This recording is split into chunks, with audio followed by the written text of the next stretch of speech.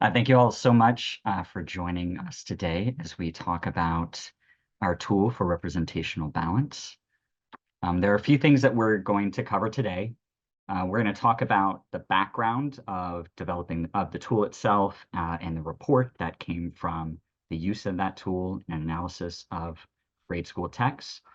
But that's really just to get us into the heart of the discussion will be about the tool itself, with also an opportunity for you to use the tool with a couple examples, and we'll close with an opportunity for any questions. But also feel free to speak up, come off mute, and ask questions as we go. Background, some context for all of this. The impetus for the development of this tool and the use of it in developing this report begins with somewhat of a consensus in English language arts and curricula discussions generally, in that we often think about curriculum quality based only on standards alignment. So we saw that was an issue. There's this other component of quality for representation. We want to engage students as a key aspect of considering what is high quality.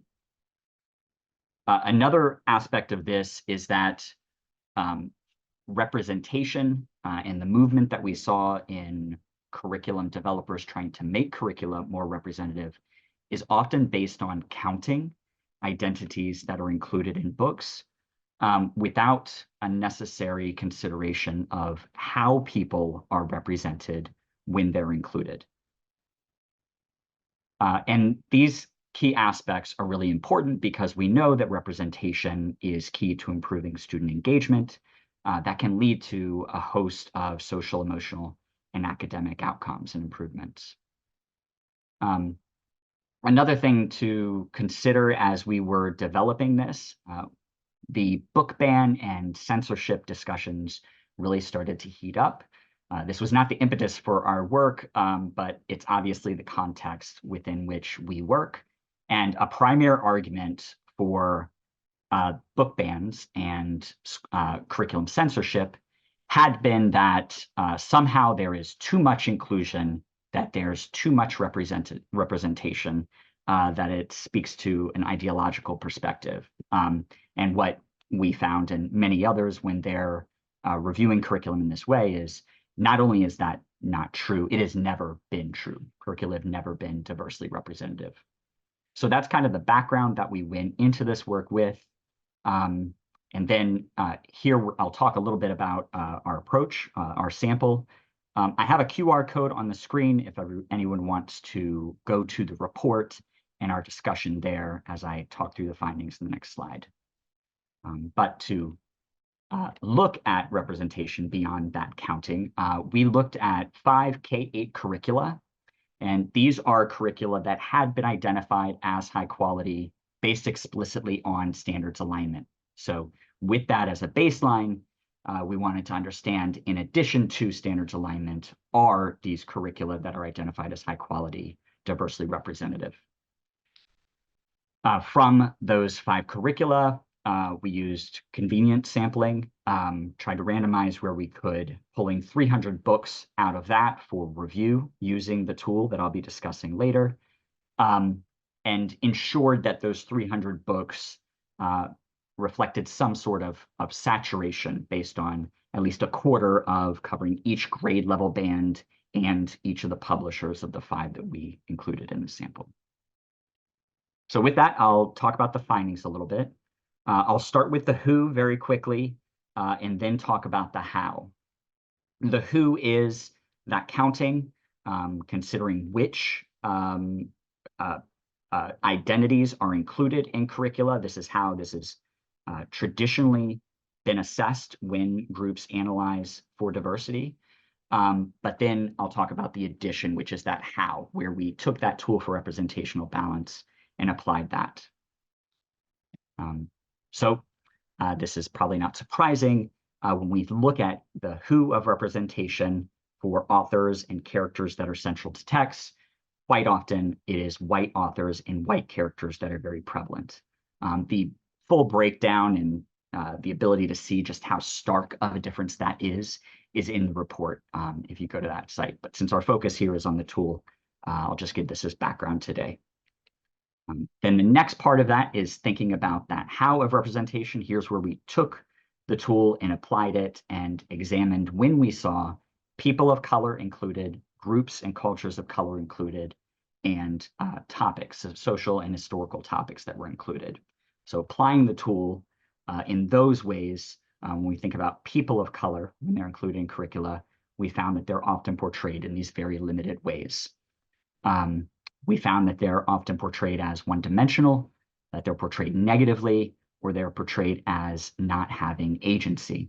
And these are people of color that are central to the text. So we would expect a central character to have these aspects of dimension, positivity, agency on the story and other characters around them. These are also the criteria for the tool that I'll discuss a little bit later. And as I discuss these, it'll be clear that these criteria are also very clearly linked to the kinds of analysis that we expect students to conduct for English language arts and knowledge development, right, and skill development.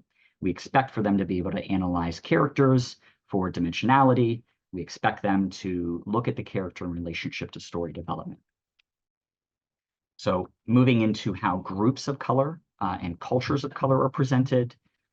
Similarly, we frequently found these kind of negative portrayals where we see stereotypes used often. We see this disconnect. We see people that are cultureless and culture that are peopleless.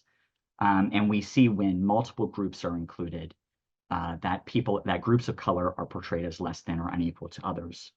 That includes white saviorism as an example. And then this last aspect of using the tool to look at historical and social topics. This is particularly relevant thinking back again at this context that we're in of book bans and censorship, right? That often is not just identities, but it often covers how things are discussed in the classroom, particularly historical issues like our past and racial injustices. So that's why this was important to include for us. This is also an aspect of analysis that is somewhat unique. When people are looking at diverse representation, it is often focused on those individual characters, but this felt really important to add in this moment. And when those historical and social topics are included, they're often sanitized, told from a singular perspective, or disconnected from those structural realities that really will help students make meaning of the things that they read. So that's the overview of the report findings. And now I'm gonna talk about the tool.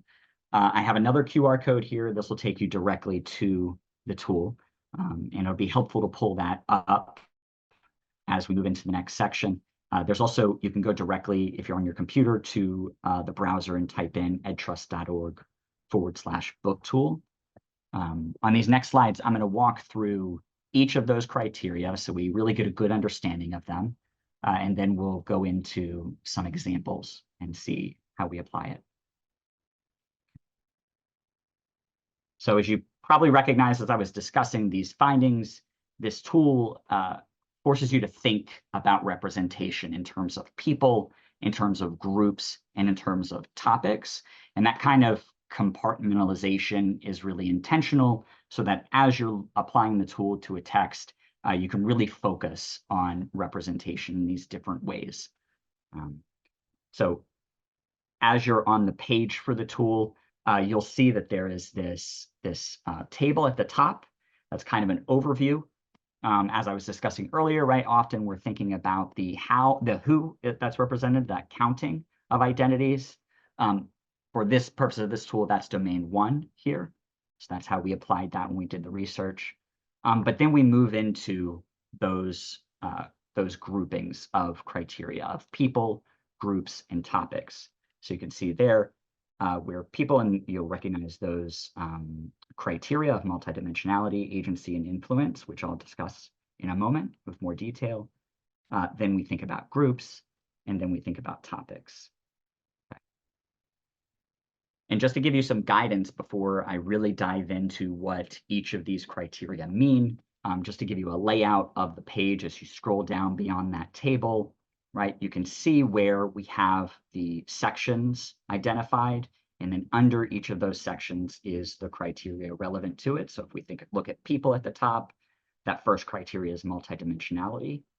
For using the tool, each of these criteria also have indicators and examples to try to give a frame of reference for how we're thinking about applying a particular text, how we're thinking about what representation looks like.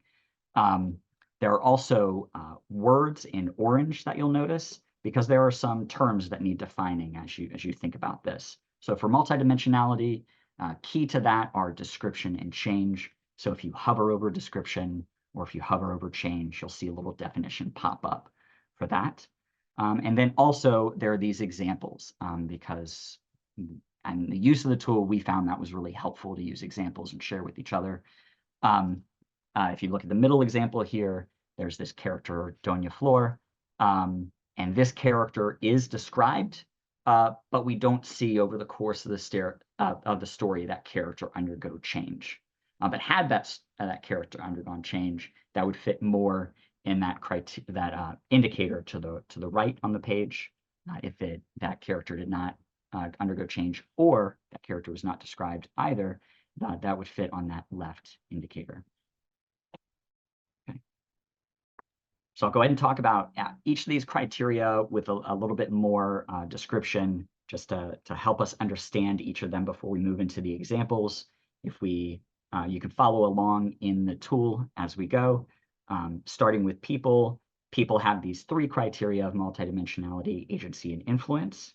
And when we're looking at multidimensionality, like I said before, we're thinking about description and change.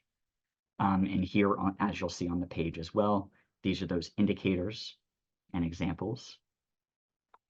If we think about agency, agency is really about the character being able to make decisions and seeing consequences of those decisions on others or on the story around them. We expect for central characters to be agentic in the story. And then this last criterion is about influence.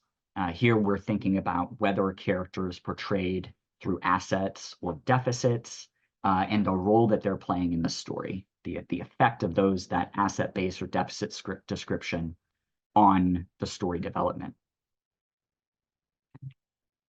When we're thinking about groups and cultures, we're looking at 4 criteria here: stereotypes, immersion, assets, and values. Stereotypes is fairly straightforward here. We're looking for whether those stereotypes are in the story or not. Do we see tropes? Do we see tokenistic portrayals? Do we see stereotypes that are superficial and that are marginalizing in themselves?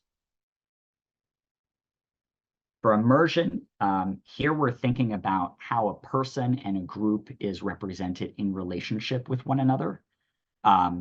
We expect to see that kind of depth of a character, connecting a character to either group or culture, or we expect when we're looking at groups or cultures being portrayed on a page that there are people that are identified as a part of that.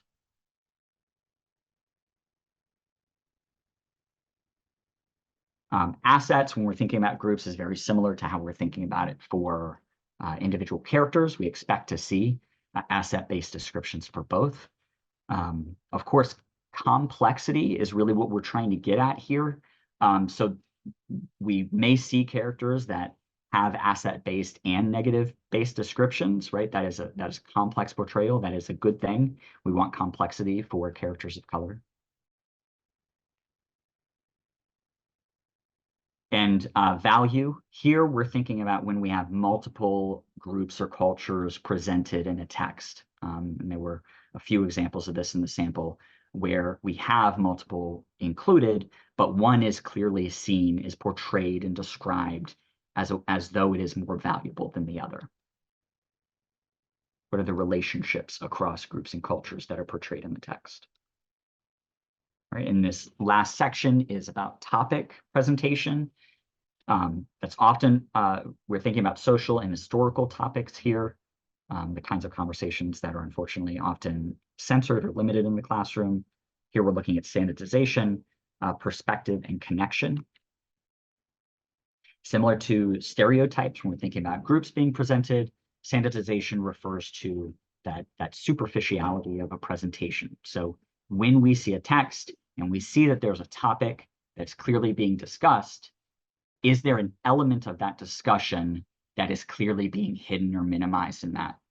Something we expect is a key aspect of that discussion is not there, is not present. When we have a topic presented, we hope that we see this with multiple viewpoints, multiple perspectives, and in particular, the perspective of a historically marginalized group, especially if that topic is relevant to that group. And our last criterion here is about making a connection. In order to really give students the meaning-making, the knowledge-building connection that they can make to the story itself, we expect for topics to be presented in ways that are also not superficial. And that means not portraying topics as though they're issues that are fully solved already, they're issues that are exclusively of the past, or they're the responsibility of individuals. We want to see that these are issues that are discussed alongside the reality that students experience in them, right?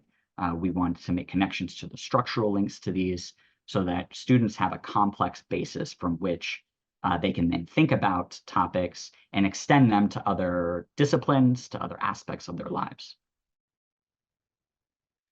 Okay, so we will take a chance now and use the tool. Hopefully everyone was able to pull it up, but the QR code is there again. I think there might be a question in chat, but I can't see the chat while I'm presenting. So if anybody has a question, please feel free to come off mute and ask.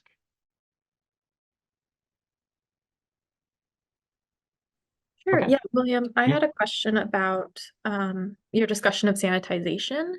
Yeah. And I just know that there's also a lot of conversations going around about what is appropriate for different aged audiences and when to introduce different topics to different age groups. And I'm just wondering how you balanced that in your analysis between like the idea that these very large and heavy topics need to be introduced, but also what do you include in their discussion to make it age appropriate?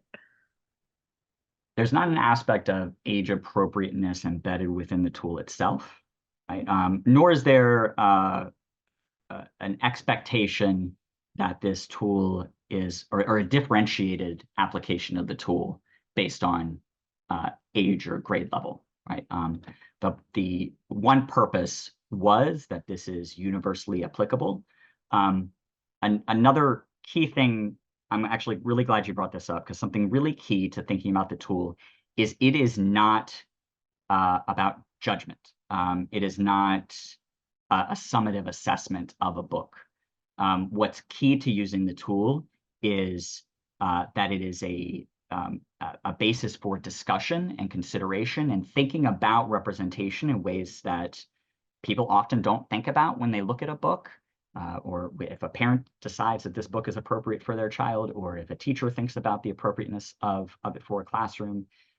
We have a lot of things that affect how we're thinking about that. Traditionally, it's been about standards alignment when we think about quality. And when we've thought about representation, it's often just whether someone's included or not. So it's about moving that discussion across these criteria so that we can think about these aspects of it, recognizing that no book is expected to be perfect in every one of these criterion. But speaking about age appropriateness, I would say that age appropriateness is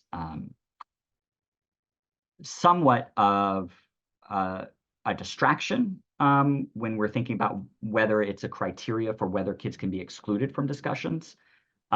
What is age appropriate should be based on what students experience, right? The questions that they have about the world around them, if we can provide books and we can think about discussions that help them navigate that world at the time that they're experiencing these issues, then that is appropriate to that student. Um, Can you turn off the fan? I might turn on my speaker. Can you turn off the fan? I'm gonna turn on my speaker.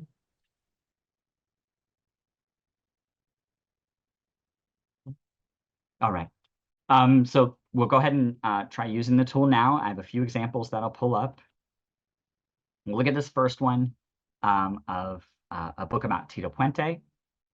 I'll give everyone a chance to read the English at the top or the Spanish at the bottom. Thankfully, this is a text with both English and Spanish throughout. If you need to go back to the tool, there's a QR code again at the top, but the tool is at edtrust.org/book tool. As you read and you look at the image here, the question that I'm prompting you with is, what about this text or image gives a sense of character dimension or agency? Those are the two of the criteria in the tool. And I'll give everyone some time for that.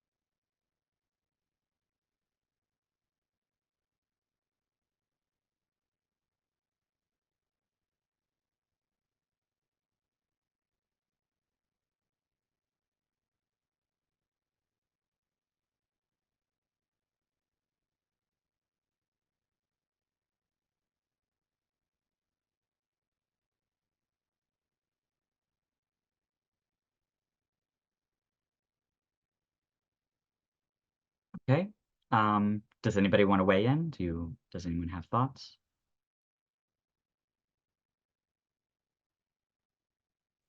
From the chat, Mia shared consequences for others, made 100 albums for others to listen to, and worked with other artists. I said he was able to live out his dream and had his own band. And Emily shared the grammar conveys agency by using the words he wrote.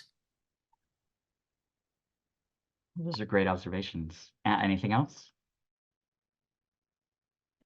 I was going to add that the illustration shows his music bringing people happiness and joy. So you can tell that he's Yeah. having a positive influence through his Yeah. music. Yeah, absolutely. Great. So we're thinking about character dimension, multidimensionality. We're thinking about description and change. When we're thinking about description, and this is in the definition there of description, thinking about not just the physical description, but we get a sense of how a character thinks or feels. Then we're getting to much more depth. And we get that with how Tito has a dream. We see change, as you all pointed out. We see the consequences of Tito's decisions.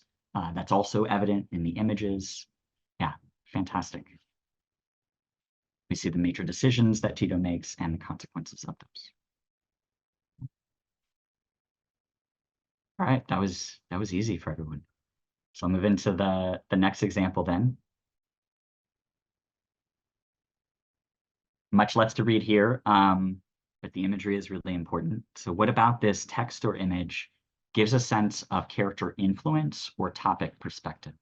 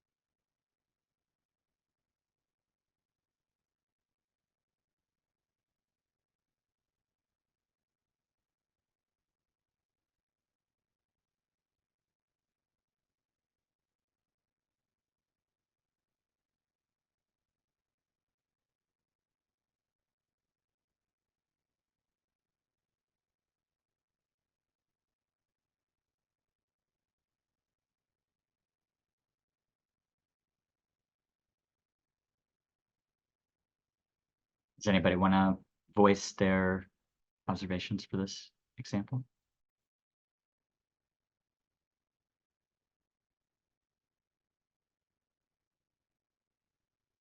Sure, I'll call out what's in the chat for you, William. Oh, thank you. Appreciate it.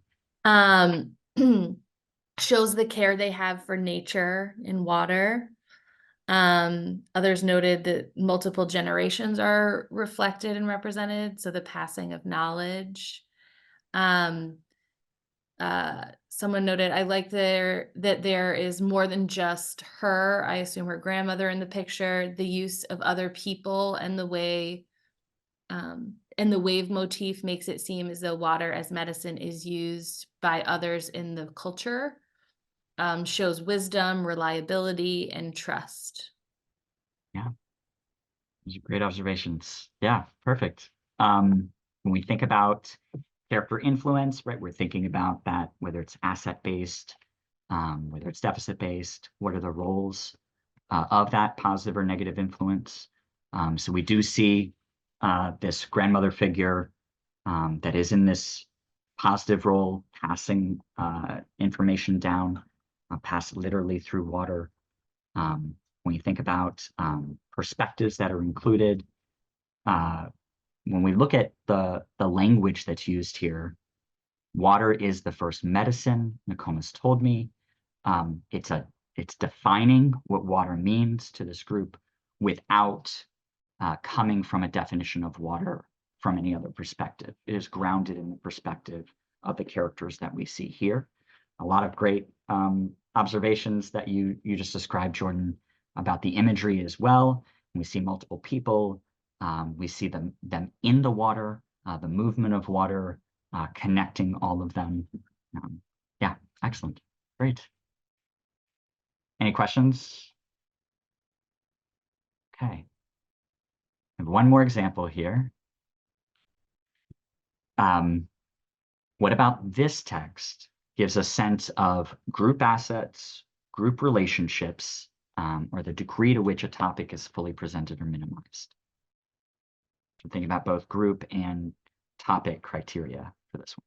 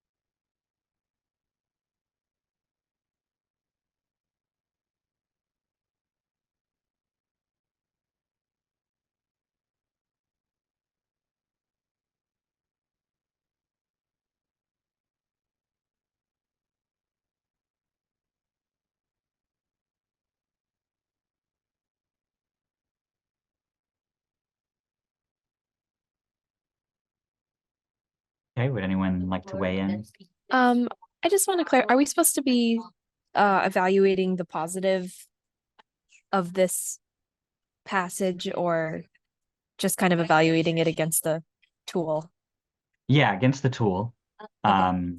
So in this question, there are a couple criteria here. There's the assets, group assets criteria, group value, and then we're thinking about whether there's sanitization in the Okay, thank you. presentation topic. Yeah.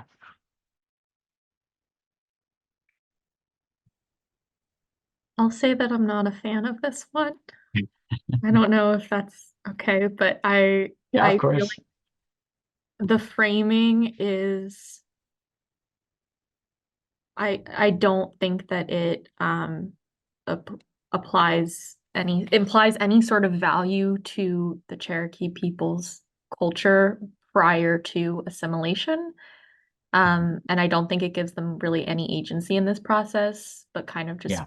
makes them an other. I think Zaria pointed that out as well, rather than And it kind of portrays this whole event as something that just happened, as though the Cherokee people themselves had no agency, or the event itself was inevitable. I think building on top of that as well, especially the last paragraph, it all ends up like building it up towards whiteness or American or Western ideals, or like, oh, they had a constitution like America. They practiced white religions and created schools too. So instead of emphasizing the uniqueness and individuality of the Cherokee people, it was like, oh, but they did so many great things that are so close to whiteness.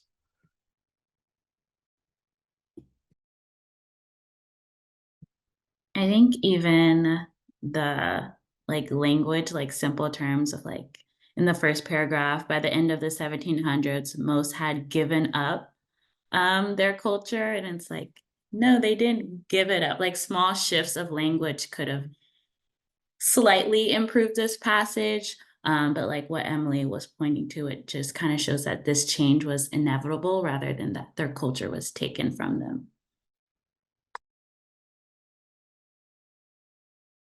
Yeah, those are great, all really great observations. Does anyone else want to say anything? I We think, covered it all. yeah, I was gonna also even touch on the beginning when it says, besides their homes, the Cherokee people changed their appearance as they assimilated.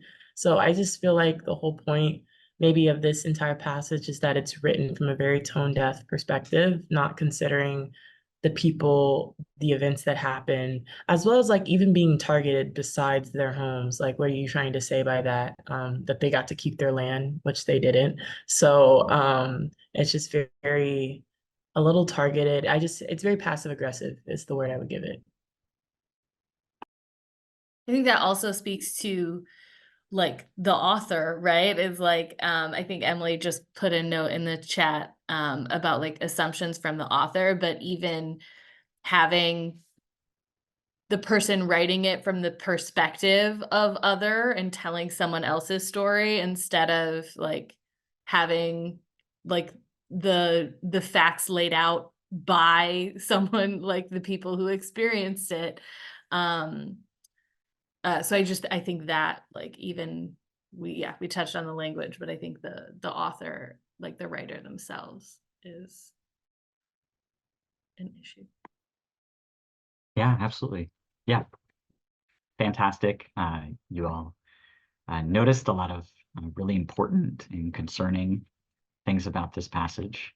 When we're thinking about group assets, whether this is like a deficit or asset-based description, there's not a lot of direct negative portrayal, but we can recognize that there is this negativity in the comparison. So that's why we have this aspect of value. We're thinking about when we have multiple groups included in a text, is one seen as unequal or as lesser than the other? And it's very clear that through the text, a lot of things that you all observed in your reading, that there's definitely a value judgment here, that the assimilation is not only just natural and expected and must occur, but that it's for something better, that movement towards whiteness is better. And there's the aspect of agency that you all noted as well, that's absent, and these assumptions that probably came from the author. I don't recall exactly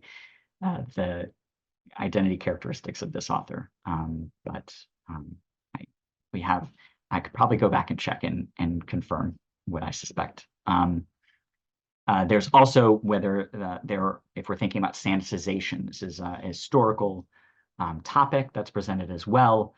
And if we have some recognition of this story of the relationship between white people and the Cherokee Nation in history, we know that there are a lot of things missing from this presentation that should be included when we're talking about assimilation.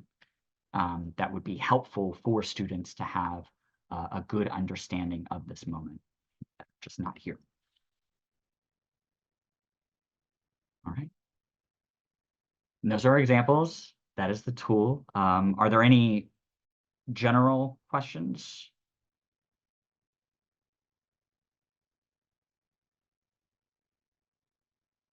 Based on the first two examples with Yeah.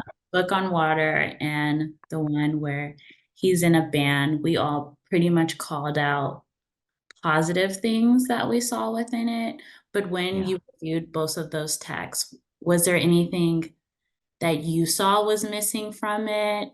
Because I know like my initial thought would be like, this is a great book, and not wanting to say like it's the best one and everyone should use it, but was there anything that you saw was kind of missing from either? That's a really, really great question, because it gets at the reason why these sections are compartmentalized, right? Because quite often we have a story that has, you know, the complexity of representation of people that we hope for, but then perhaps when that's expanded and we're thinking about how groups and cultures are presented, there are problems with it. Or topics are also discussed in ways that are superficial. So there were very, very few books in this sample that reflected complexity across people, groups, and topics. And getting to Emily's question earlier, part of that compartmentalization is because we're not trying to find a value judgment for a book in its entirety, right? We want this to be a way that people can look at a book and think about the representation within it, and then that informs decisions from that point. So from a curriculum publisher perspective, it's not a decision point of just excluding a book because it does this thing poorly. It's about giving the basis for discussion so that curriculum publisher can then say, okay, how do we craft the instructions for educators so they can discuss this poor representation in ways that stimulate student thought, that lead to the development of critical thought.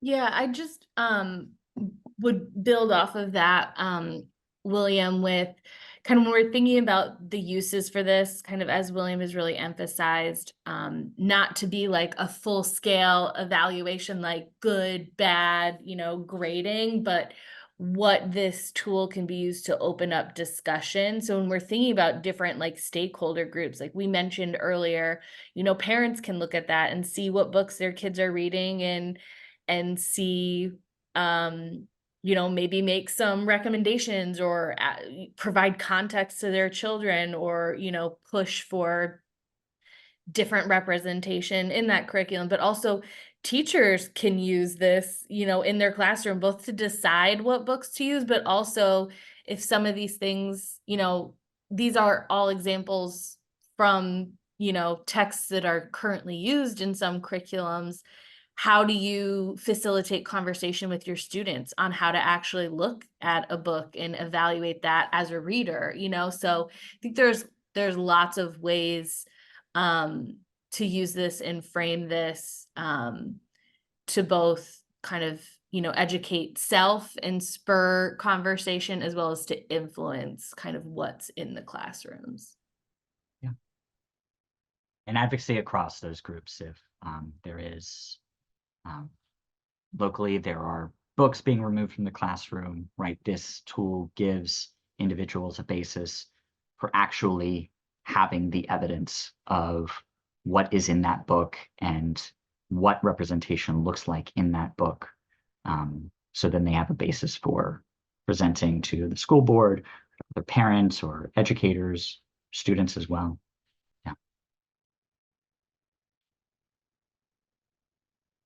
Mia, do you want to ask a question? Yes. Hi, William. Nice to meet you. I'm Mia. I'm on the higher ed team as an intern, and I really appreciated this presentation, and I love how comprehensive the tool is, and how it includes so many examples. One of my questions was about, I saw that you said earlier that it can be used by students, teachers, and parents even. And I was wondering, I know that you talked a little earlier about how like it's kind of one tool for many applications, but the language I noticed was kind of on the higher level side, like sort of at a college reading level almost. And I think this presentation was supposed to be, I forget what grades you said it was, but like K through 5. I was wondering if you were in the process of developing like a supplemental, sort of like infographic or one pager that can be given to teachers or students. It's a little easier for them to read that has the same concepts. That way it's a Yeah. little easier for them to use, even like a flowchart type thing or a quiz, like something like that that's a little more engaging or easier to read. Yeah, those are great questions. That is something that is on our list that we would really like to do, is create from this guidance that's a lot easier to digest for different stakeholder groups and very more specific to stakeholder groups. So I'm glad you brought that up. And maybe I'll ask for your help because those were really great ideas. Okay, it's yeah, great. But so far I just like I'm really excited Yeah. about this tool. And Thank it's you. cool that it would be expanded. Yeah, yeah. I'll also just note for the purposes of this recording, since hopefully folks are watching right now because they want to learn more about how to use the tool, just a reminder, emails are on the screen right now. So if you have specific questions or requests for those kind of supplemental materials that would be helpful in your advocacy, William and I have already had some one-on-one conversations with different folks to do that. So that is, use those emails. But can you say yours, Jordan? I made a mistake Yeah. and I posted mine twice. My email is jbussey, Bussey, @edtrust.org.